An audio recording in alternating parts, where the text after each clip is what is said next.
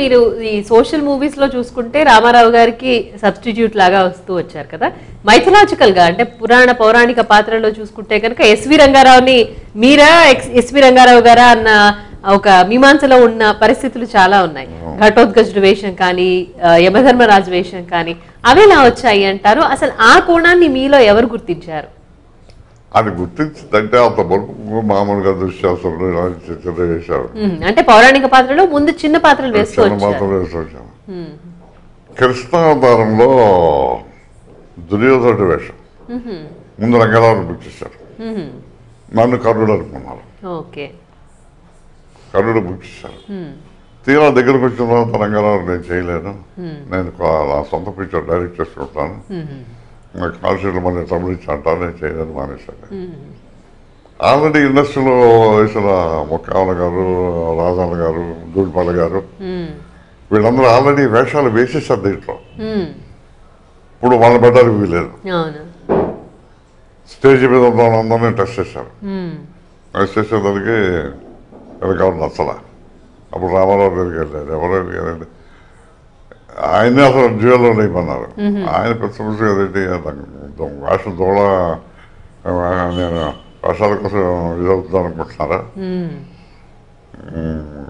సుబ్రహ్మణ్య కదా. అసలు ఇండస్ట్రీ ఎవరెవరు ఉన్నారంటే ఆ పేరు ఈ పేరు చెప్పి ఆఖరి నా పేరు చెప్పారు. ఎందుకు చెప్పారంటే నేను నాకు ఏమని అడుగుతున్నాను. అడుగుతుంటే నేను నాకు ఎదురుపడితే దాన్ని పారిపోతున్నానండి, నేను ఎక్కడ వేషాలు అడుగుతాడో. అందుకు లాస్ట్ చెప్పారు ఆయన ఈజ్ ద కరెక్ట్.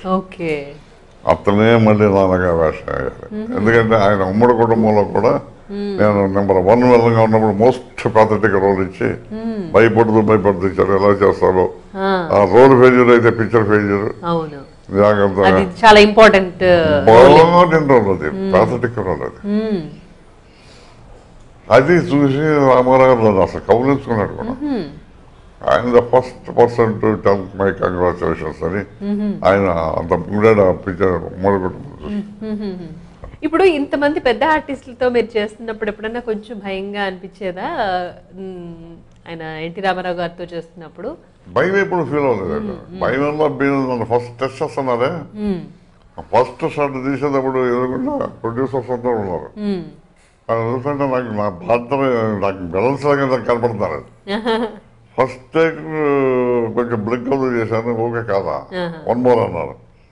అప్పుడు ఆలోచించాను ఇలా ఓరాలు ఎదురకుండా నేను దుర్యోధనుడిగా వచ్చాను. కృష్ణుడు అడగడానికి వస్తాడో చెప్తాడని చెప్పా. అదే నాకు మనసులో అనుకుని ధైర్యంగా చేశాను.